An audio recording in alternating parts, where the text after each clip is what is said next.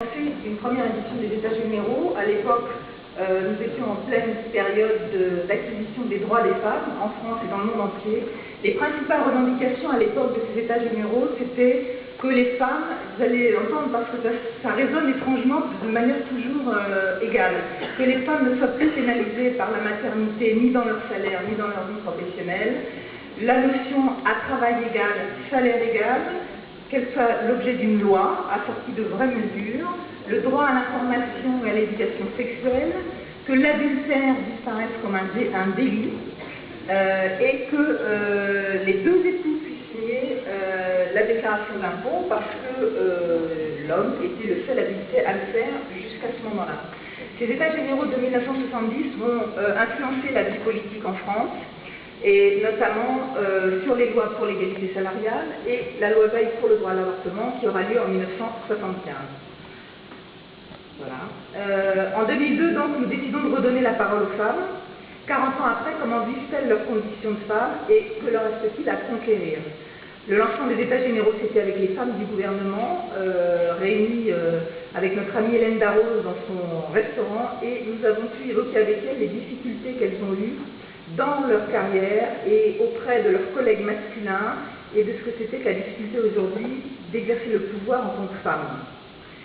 Ces États généraux ont réuni beaucoup de femmes dans le monde, et nous avons, en France, excusez-moi, ont réuni beaucoup de femmes en France, et nous avons aussi voulu creuser d'une manière plus statistique la situation des femmes, avec un grand sondage que nous avons réalisé avec l'IFOP. Quelques chiffres marquants de ce grand sondage. D'abord, 69% des femmes voulaient voir le retour d'un ministère des droits des femmes parce qu'elles avaient l'impression que depuis quelques années, la question des femmes était redevenue secondaire au niveau du gouvernement. 57% des femmes trouvent que leur vie est plus facile que celle de leur mère et de leur grand-mère. Mais en même temps, 75% des femmes trouvent que leur situation est moins favorable que celle des hommes. Et puis, surtout, le chiffre le plus important, c'est que 88% des femmes trouvent très difficile de concilier vie professionnelle et vie de mère de famille. Et je crois que ça a été vraiment le cri d'angoisse que nous avons entendu tout au long de ces États généraux. C'est cette impossible conciliation entre le travail et la vie privée. Nous avons organisé 5 débats dans différentes villes en France.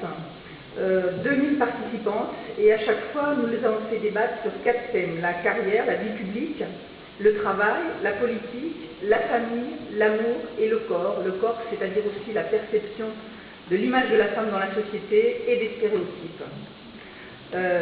Ces journées ont donné lieu évidemment à de nombreux matériaux, de témoignages, de propositions.